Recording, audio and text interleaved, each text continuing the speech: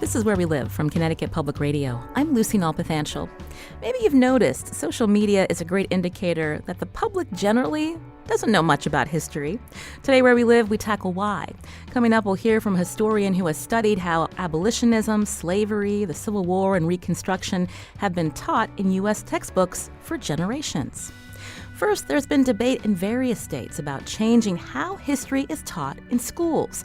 Now that debate has reached Connecticut, where just this month, students testified before state lawmakers in support of legislation to add African American and Latino studies to social studies curriculum. Ryan Lindsay was there. She's reporter for WNPR, Connecticut Public Radio, and the Guns in America Public Radio Reporting Collaborative. Ryan, welcome to the show. Thanks for having me. So tell us more about the students who are really supporting a couple of these bills before the General Assembly. Yeah, so at the hearing, you had students from Hartford, New London, Enfield, New Haven, Windsor, a lot of different towns in the public school system, and they really came to voice why they feel like Black studies and Latinx and Puerto Rican studies are needed here in their classrooms. For them, they definitely felt like they don't feel represented. And as we know, representation matters. And so that's something that they were trying to communicate to legislators during that public hearing. So when they look back at the history, social studies curriculums throughout their public school career, so to speak, when would they have seen themselves represented at all? Generally, it's just slavery and civil rights. And you may get a dabble of, random selected Black history during Black History Month, but there's really not a comprehensive curriculum that makes them feel represented, that they can see themselves reflected back in spaces outside of being an enslaved person or fighting against racism and things like that. It definitely, from what I heard from them, it definitely feels incredibly limited, and that's not something that they want to. There was a desire to have a better understanding of who their ancestors were, their contributions, Black and Latino contributions to the country, and they definitely let that be known in the hearing. So you talked to several of the students, also, again, covered this public hearing before a legislative committee. Tell us what some of the students said. Yeah. So this is the clip we're going to hear is Sean Brooks. He is a student at New London High School, I believe, the Science and Magnet School. And so he is just speaking about, to be a young Black man in high school when oftentimes Black men are seen as just athletes or, just a strong labor force. Why he felt like they need to be included in his classroom. So here's Sean. I support the enactment of this bill because as an African-American male, I tend to feel isolated in the classroom due to the fact that the other U.S. history curriculums focus on white exceptionalism and Black inferiority. So when these students who are involved in this effort, when they think about Black history, it's more a footnote or relegated to the month of February? Yeah, I mean, if that's all you're being told from elementary school on through the end of high school, that it's just MLK, just Rosa, maybe you get a little sprinkle of Malcolm X or the Black Panthers, depending on your school system and the curriculum, that feels very limited. It doesn't speak to the Black arts movement. It doesn't speak to a lot of the Black intellects and authors. Some of the students talked about, you're hardly reading anything, whether it's in your English class or social studies, like who are the Black authors, right? Who have contributed thought in terms of how we move through the world in this nation and things like that. And so without that, they definitely feel an absence. And even in some schools like, Bloomfield High School, it's 93% Black. And if even amongst an all-Black student body, if you're not being told about yourself, then there is this understanding of, okay, well, who am I in the world? Where did I come from? Who are the people that have contributed to me becoming who I am today? Besides covering the public hearing, you had a chance to hear from students even prior to their travel to the Capitol. Tell us about some of those students and what they told you. Yeah, that was a really interesting conversation to sit in on. These are students in the Greater Hartford Youth Leadership Academy. So again, they come from a lot of the different towns, and they meet pretty much once a month, every Saturday. And so they were having a conversation in preparation to write these testimonies. So we're going to hear from Daisra. She's a student at Windsor High School. And so the students have kind of been going back and forth. Well, we got to do this for Black History Month. We got to do that. And so here's her response to that. We just have announcements that just give a fact, and that's it. We don't have like y'all days where y'all like read books and you look at movies and everything else. We just like, oh, get that one Black History Month fact and we just go about our day. Again, in studio with us is Ryan Lindsay, who is telling us about some of the students, students of color in Connecticut, who are supporting a couple of different bills before the General Assembly that would mandate that public schools teach African American and Latino studies within the social studies curriculums. I'm curious, as you were talking with them or listening to them, Ryan, do they feel supported by their own history teachers? And what did their teachers look like? There's a little bit of tension there. Oftentimes, well, at least here in Connecticut, there's such a small percentage of black educators, I think just around 3%. And so when it comes to something like Black History, whether it is, a small portion in Black History Month, the students are wondering, do these teachers actually understand my struggles? Do they understand? Can they empathize? Do they respect and appreciate the history of the people that we came from? And so I think for them, one of the students was talking about that being a challenge. Actually, a couple of students said that being a challenge for them is like they're looking at their teacher and they're like, I want to receive this history. But even Desra said that she didn't do particularly well in one of her classes because it was a white teacher who was teaching different African-American material. And that statistic is important from the State Department of Education that 91% of teachers in Connecticut are white. We've talked with the Connecticut Mirror who've analyzed that data too, that 23 school districts in our state don't have a single educator of color and the ripple effects of that, Ryan. Yeah, I mean, I think it's important because there are also statistics to say that when a Black student has a Black educator, how that really has such a positive impact on their education. And I know that for these students, that's another thing of expanding their ideas of who and what they can be in the world. So if you're seeing a Black teacher, whether it's science or math or English, not just your Black gym teacher who you think is really cool, right? That really is helpful for them in thinking about the possibilities of their life and thinking about college going forward. I know that, even in my schooling, there were some Black educators, and it meant a lot for me to have a Black English teacher or a creative writing teacher. And then, of course, pursued African American studies in college. But again, if I hadn't had those Black educators or even my mother being an educator, then I think I probably would have thought differently about, okay, is this something that we as Black people do? These students, it really matters for that type of representation. But even something they said, which I thought was pretty interesting, is that it's important. One of the things they said is it's important for Black studies for everybody to learn, all races, so that there can be an appreciation, there can be an understanding, and there can be more conversations. And when that becomes normalized, then there will hopefully be less of an instance for a blackface, incident. Yeah. Well, Dory on Twitter writes, teacher training is going to be crucial. It is possible to teach African American and Latino studies in a way that reinforces stereotypes and ethnocentric perspectives. If we want to combat racism and inequality, we only need to teach these subjects. We have to teach them well. Yes. There was, within the testimony at the public hearing, there was a social justice organization that in New London, that was also in New Haven, that was pushing for a history of race and racism component to be added into the curriculum.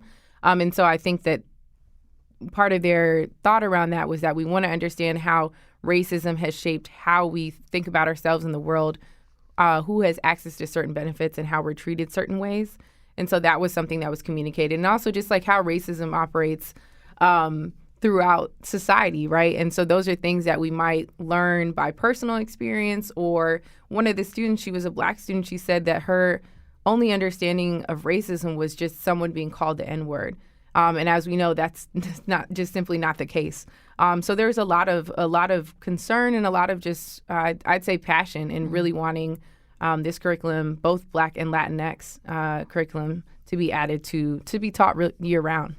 There may be listeners out there who maybe don't agree with the idea that the state legislature is mandating particular curriculum in local school districts. We should say, and we've talked about this on the show, that the General Assembly passed and then Governor Malloy signed a bill dealing with history education, and that's mandating that the Holocaust and genocide also be taught in public schools. Yeah, and I think there was a great need for that as well. well, because again, any place you have a group of people, whether it's people, Jewish folks, they want to be able to learn about their history too. And as we know, there's been a rise in anti-Semitic acts across the country and even in schools, swastikas being carved into desks and things like that. And so we want to have, it sounds like they want to have this education and this knowledge possible so that we can avoid things like that happening within the classrooms, or avoid maybe even a teacher being burdened with not knowing how to diffuse that type of situation or have a sensitive conversation around that. And so with these statutes in terms of these curriculums, it's something that the state is saying, these are the things that we want to be taught in the classroom. And these are things that are required, just like math, just like science. And what happens is that the local and regional school boards work together with groups of stakeholders. So maybe they're historians, maybe they're a cultural society, right? Educators and people who are really invested in writing a comprehensive, or what the State Board of Education said, a robust curriculum. And so this is something that took about 8 months for the Holocaust and genocide curriculum. But it was something that they asked for these two separate bills, 7082 and 7083, for about another year, because it was looking to be implemented in the 2019-2020 school year, but they're looking for that to happen over the course of another year, so they can really have as much in the curriculum as possible. And Ryan, before you go, again, these bills before the Legislative Education Committee, have they been voted out? Do we know? They haven't been voted out yet, but that should happen within the next couple weeks. And then, of course, it has to be voted out voted in the House and the Senate floor. So we'll see. But it did seem like there was widespread support from a lot of legislators there. So we'll see. Ryan Lindsay, again, is reporter for WNPR, Connecticut Public Radio. Also, the Guns in America Public Radio Reporting Collaborative, a really interesting project. We hope to have you back to talk about that, Ryan. Thank you so much. This is Where We Live from Connecticut Public Radio. I'm Lucy Nalpathanchel. Coming up, how bad are history textbooks? Pretty bad, and the problem can be traced all the way back to the 1800s. We'll explain right after the break, and you can join us too. Find us on Facebook and Twitter at Where We Live. You can also join us, 860-275-7266.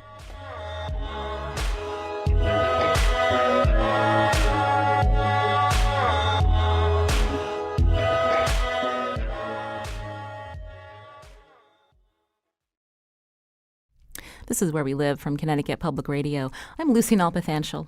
History is written by the winners. The Atlantic reported that saying appeared in the Boston Herald in 1929 and was attributed to a cynic. Do you think that saying is spot on? You can join us, 860-275-7266, or find us on Facebook and Twitter at Where We Live. Today, we wanted to explore the way Americans have learned history and the efforts to strengthen knowledge today by including the full context that's often overlooked, especially in school textbooks. I want to welcome to the show two guests. First, joining us from a studio in Memphis, Tennessee, Charles McKinney, Director of Africana Studies and Associate Professor of History at Rhodes College in Memphis. Charles, welcome to our show. Thank you for having me. Also joining us by phone is Donald Iacovone, Associate at the Hutchins Center for African and African American Research. He's currently writing a book called Teaching White Supremacy, the Textbook Battle Over Race and American History. Donald, welcome to Where We Live. Good morning. So I wanted to start with Charles. I wanted to ask you to respond to efforts in Connecticut. We just heard from a reporter here about students of color wanting the state to mandate African American and Latino history to be taught in Connecticut. Is this type of effort or movement taking hold in the country? I certainly hope so. I was reading up on these efforts initiated by students in Connecticut. And so first off, bravo to the students in Connecticut for taking point on this. I think their arguments were just spot on about all of the things that, all of the good and positive and productive things that can happen when we incorporate this type of history. So I've heard of instances scattered around the country. I think California passed some recent some similar legislation as well. So hopefully this is a trend that will continue and really start to thrive as we move forward. But for the majority of public schools, social studies or history classes, when we think about the history of people of color in this country, often a footnote? Yes, often a footnote. We've seen in recent In recent decades, there's been some really voluminous pushback against that inclination to center white folks, right? To center European Americans, to center the actions, the history, the thought, the wars, right? Started by the majority of the European majorities here in the nation, and that diminishes us. That's not good history.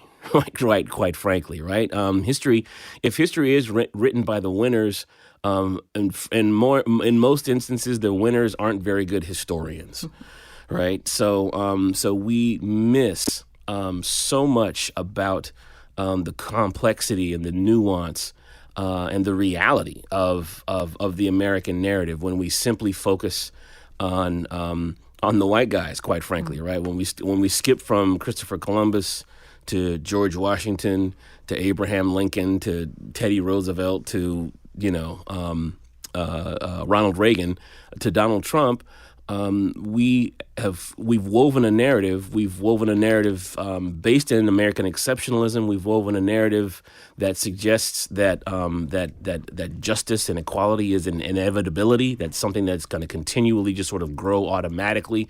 We miss complexity. We miss nuance. We miss all of the vibrant contradictions of the American age. We miss African Americans. We miss Latinx folks. We miss all of the non-white folks who are also key players and key constituents in American history, right, in the shaping of the nation. And when we miss them, then we are all diminished. So I wanted to get into how we got here. So Donald Yakovone again is with us by phone. You have looked into the textbooks that have been in public schools around the country. So tell us first, who are the writers of these textbooks, Donald? Well, of course, it depends on what period we're talking about, but because certainly early on, most of the authors of these textbooks were not trained historians. There really weren't any trained historians in the way we think of them today.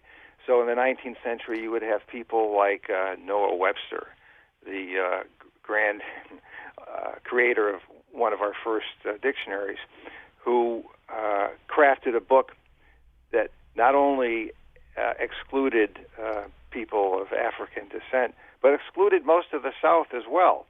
In fact, according to Webster, the only people who mattered were Puritans, and Connecticut Puritans at that. So you've got a long legacy of amateurs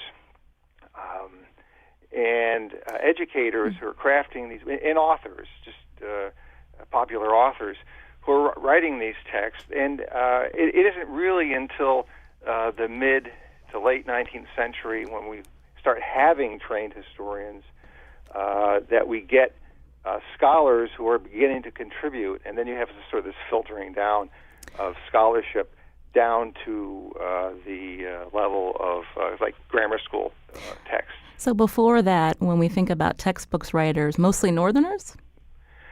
Yes, absolutely. There were some Southerners, but they generally come a bit later. Yeah, these are mostly Northerners. Also, depending on what time period, you get people from the Midwest. Chicago becomes a major center, but also Tennessee, where the Peabody School in Nashville authors there began writing textbooks, and you have an awful lot of educators, particularly later in the beginning of the 20th century, who are from the South, who are writing textbooks. But in order to avoid some of the problems that come with a national perspective, they tend to substitute state textbooks, state history textbooks, for national history textbooks. So. And when we think about the people who were writing these textbooks, there is this common feeling that, well, if they were in the North, they weren't racist, but the way Northern writers were writing about African Americans was pretty racist. We're talking about an era of white supremacy which extends right to this very day. there was a period after the Civil War, during and after Reconstruction, in which individuals who had an emancipationist view of the Civil War, the meaning of the Civil War, did write and write some pretty good textbooks.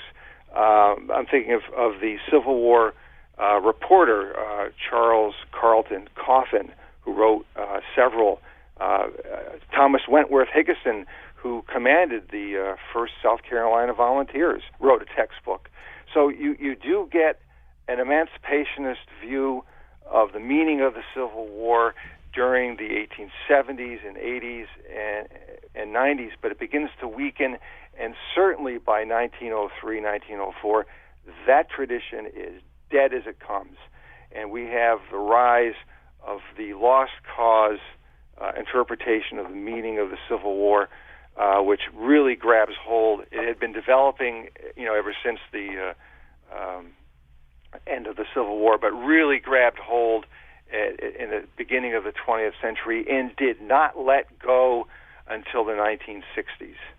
So you've got a decades, generations-long tradition of, in this case, the losers crafting the history. In your research, Donald, you came across your own 5th grade history textbook. How was slavery explained? Yeah, it was quite a shock. I was at the Harvard School of Education's library, the Gutman Library, and there it sat on the shelf, and I looked at it, and I said, I can't believe what I'm looking at. And it largely ignored slavery. There was one sentence which said that people in the North, over time, began to think it was wrong to sell human beings. That's fine. But the Civil War was fought over states' rights, and the greatest hero to emerge out of the Civil War was not Lincoln, not Grant, but Robert E. Lee. And that reflected the thinking of authors across the country, and in fact, I was looking at one right now from 1957. Same thing. Robert E. Lee is pictures everywhere. He is the iconic American hero. It's terrific irony. This is Where We Live. Today we're talking about why history is often told from one side but doesn't provide a lot of the context that is necessary to understand how we came to be where we are today. My guest today, Donald Yakovone, associate at the Hutchins Center for African and African American Research, currently writing a book called Teaching White Supremacy, the textbook battle over race in American history. And with us from a studio from Memphis, Tennessee, is Charles McKinney, Director of Africana Studies and Associate Professor of History at Rhodes College. Charles, I was wondering if you could respond to some of the research that Donald has done on textbooks and, again, how slavery was portrayed and how it's still very much that message throughout certain states and textbooks today. Just recently, Texas voted to finally change how slavery was explained to students in Texas. That was a recent thing that just happened in November. Yeah, so, I'm sitting here thinking about the nexus between active scholars, professional scholars in colleges and universities who are producing historical works, and how that work reverberates out and down and across and makes its way into history textbooks. And so the history that Donald lays out, right, is tracked by the trajectory of professional historians, white historians primarily, who are also deeply invested in white supremacy. And so if you're deeply invested in white supremacy, you're deeply invested in the lost cause narrative. You're invested in moving slavery away from the central reason, away from being the central reason of the Civil War, right? So the historical profession, right, is still grappling with the realities of white supremacy. Fortunately, we're now in a space and in a context, right, where we've got several generations of scholars, of historians now who are pushing back mightily against these white supremacist notions, and so now we can access all manner of content that deepens and sharpens and broadens our historical analysis of instances like the Civil War, instances like the cultural flowering in the early 1920s, known as the Harlem Renaissance, right? And thinking about how the Renaissance, what are the implications of the Renaissance's impact, not just on black folk, but on the nation as a whole, right? The Jazz Age. Well, who's creating jazz, right? That's African Americans, right? Newsflash, right? So now we're in a process where we've got to do the work of connecting and inserting African American history in particular, from my view, but also the histories of other marginalized groups. So again, we can get a fuller rendering and fuller understanding of history. And there's mighty pushback here, right? The textbooks, referencing enslaved people as laborers or as immigrants, right? There's still our default mode in probably a majority of the states, I would say. I'll defer to Donald on that. But I would say in a majority of our states, there is still a deep reluctance to deal with the full implications of the presence of African Americans in the nation, right? And what those implications are for the nature of our democracy, what they are for our images, our ideas related to justice and equality and inclusion, what it means to be a citizen, right? All of these things are impacted by the presence of non-white people. And so as long as we continue to not include non-white people in our histories, we are diminished. We're historically diminished, we're intellectually diminished, and we're democratically diminished, right? We don't have a clear understanding of what it means to be a citizen. If we don't have a clear understanding of how that term has shifted over the years, and we can't have that conversation again if the only stars of our show are a very specific group of people. Before we take some calls, the repercussions of not understanding, the cause of slavery. There was a report by the Southern Poverty Law Center. The statistic was it found only 8% of high school students in American schools could identify slavery as the root cause of the Civil War. You're a historian, a teacher. What's your reaction to that? That sounds about right. I routinely teach. I'm a professor of African American history, and I teach in Tennessee, right? So I'm routinely having to deprogram students in Tennessee, right? We just recently removed our Confederate monuments, right? So we just recently removed our monument to Nathan Bedford Forrest. As I like to call him, my favorite slave trading racial terrorist, right? So we are still in the throes of this dilemma, right? Of this white supremacist narrative, because again, it diminishes us, and so I routinely have to confront students and inform students about the reality of the fact that yes, I'm sorry, little Timmy, little Jenny, right? Yeah, it was slavery, right? It wasn't states' rights. States' rights to do what? Right, states' autonomy to engage in what? To engage in the practice of buying and selling human beings. Right, so that's an ongoing struggle. You can join our conversation on Where We Live, 860-275-7266. First, Rob's calling from Coscob. Rob, go ahead. Yeah, hi. Thanks for taking the call. I am very much in support of broadening the discussion of our history and incorporating all aspects of it. My question to your esteemed guests is, when you get into the notion of sort of separating it or partitioning it into African American studies or Latino studies, it makes for an easy lightning rod, especially for those on the, let's call it the racial right, who will see it as, easily attacked. So my question is, in the academic world, is there any discussion of, redefining the nomenclature and calling it something like total history or complete history, or in order to avoid all the naysayers who don't want to support this discussion of the truthful history or the real history?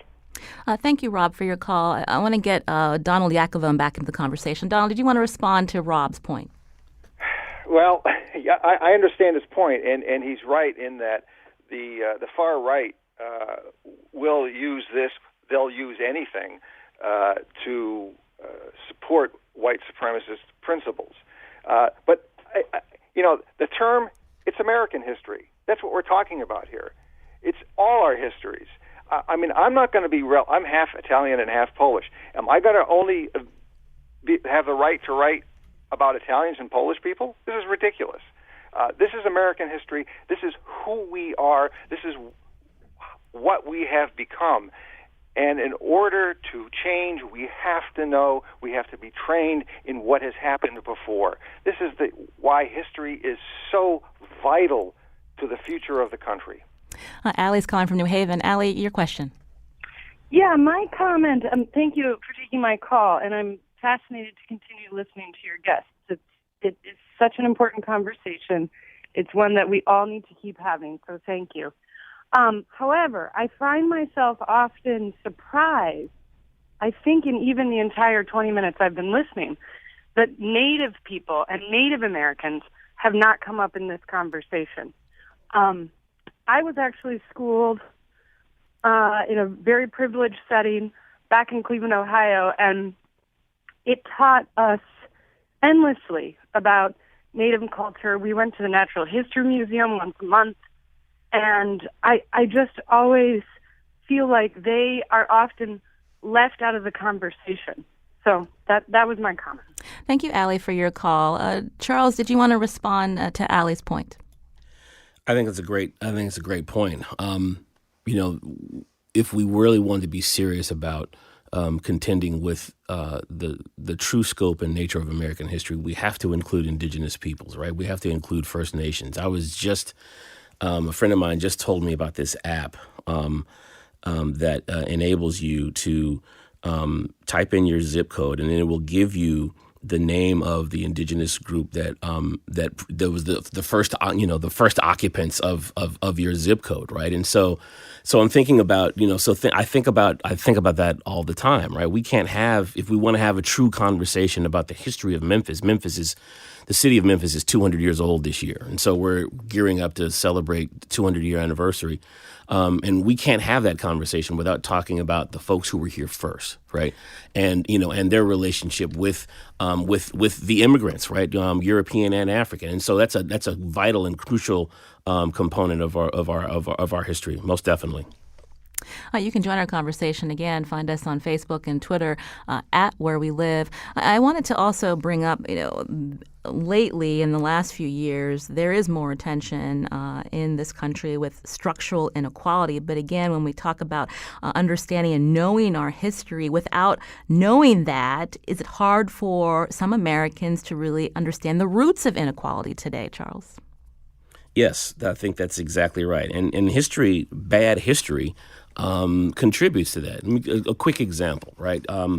World War II, we fought against the Japanese, we fought against the Germans, and we fought against a racist ideology, right? But we did that with a segregated army, right? We did that as a nation that had avowed segregation, racial subordination, racial apartheid, right? We were the most advanced racially segregated nation in the country, right? In the world, right? So, but the way we teach the civil rights movement, as if it's completely disconnected from earlier moments, right? So, so when I tell my students that we went to war with a segregated army, when I tell my students that that black men were not allowed initially in the Marines, right? That black men and women served in segregated units and fought vociferously against segregation during this war, during the Second World War. They have no concept of that, right?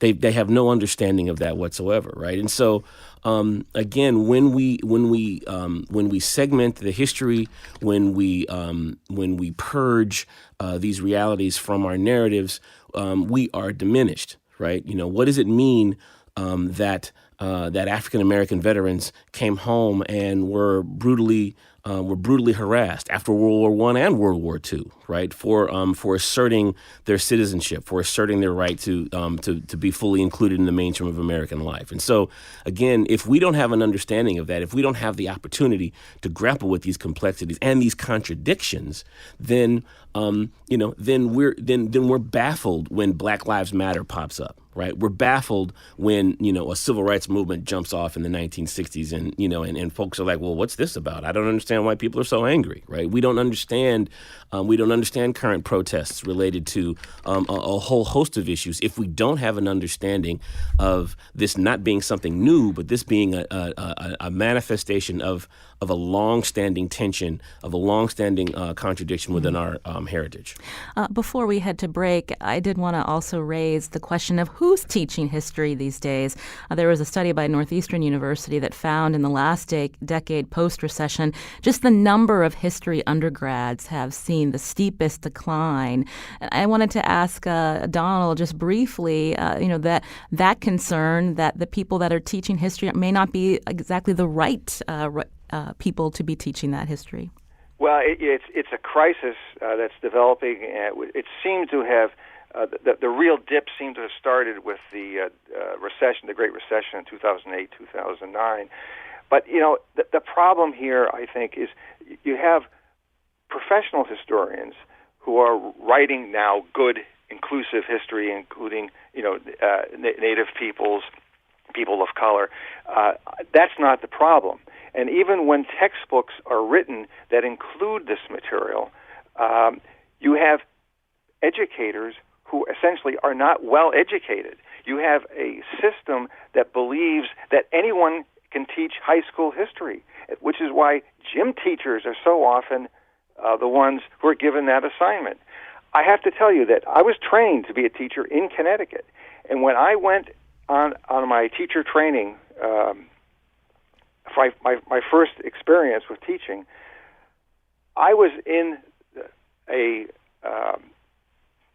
teacher lounge, which was Spartan, chairs around the edges, except in the middle of the room there was one wooden armchair with an elderly white man seated there spouting off about the white man's burden. When you have teachers like this, when you have schools like this who show movies instead of engaging students with the reality of history, you've got a system which is corrupt and corrupting and sustains white supremacist principles.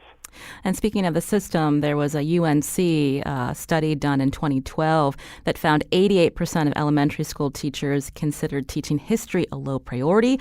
Why is that? Teachers didn't focus on history because students aren't tested on it at the state level. The thinking is, why teach something you can't test? So we're going to have to leave it there with Donald Yacovo, an associate at the Hutchins Center for African and African American Research, currently writing a book called Teaching White Supremacy, the Textbook Battle Over Race in American History.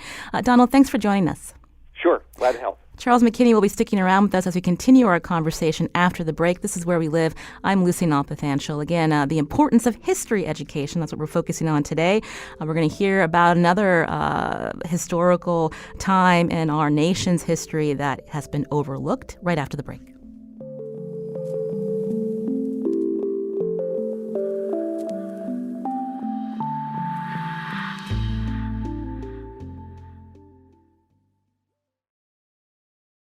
This is Where We Live from Connecticut Public Radio. I'm Lucy Nalpathanchel. The lynchings of black people in America are among the ugliest chapters in our nation's history. But lynchings weren't just confined to the Deep South. My next guest has researched violence against Latinos in Texas. Monica Munoz Martinez is assistant professor of American and Ethnic Studies at Brown University, also co-founder of the group Refusing to Forget. This is an educational nonprofit working to raise awareness about state-sanctioned violence against Latinos in Texas. Monica, welcome to our show.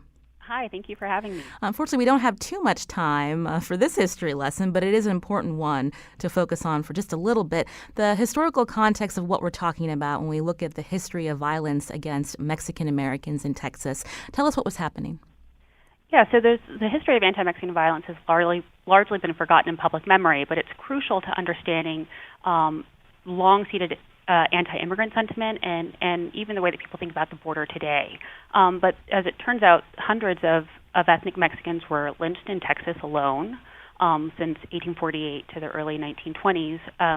But when we think more specifically about anti-Mexican violence, one of the characteristics of this forms of violence was that people suffered from gross tragedies, not just at the hands of mobs, but also state-sanctioned violence. And so there were intersecting regimes of policing. So there were vigilantes, but also law enforcement officers, Texas Rangers, which are the state police officers, and U.S. soldiers in the early 20th century committed murders. And so historians estimate that just in the decade between 1910 and 1920, hundreds, if not thousands, of ethnic Mexicans were murdered during this period.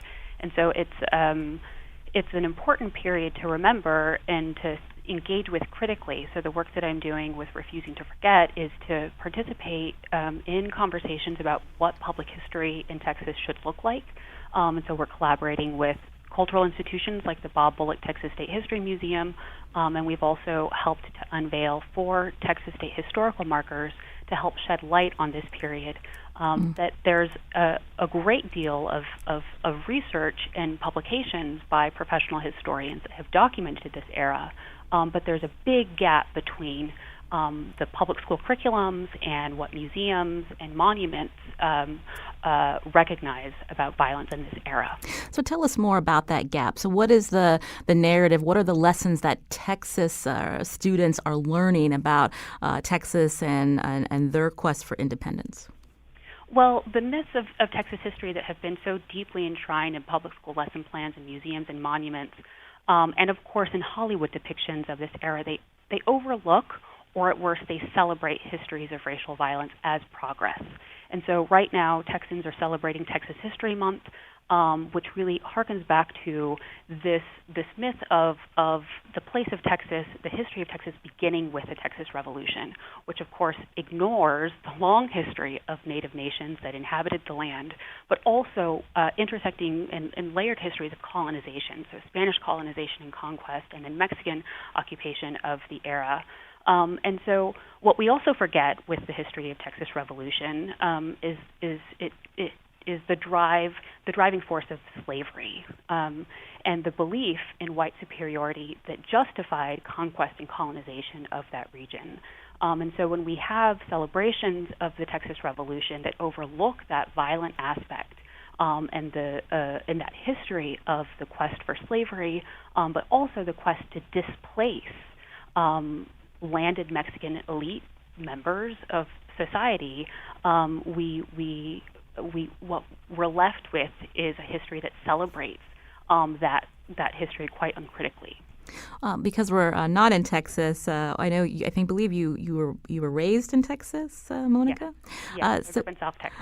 Can you give us an idea when we think about who some of these heroes are in Texas, and again the mythology around them when you look at the facts of what they did? Yeah, there's of course people like Stephen F. Austin and Sam Houston, but also some of the biggest icons in Texas history are the Texas Rangers.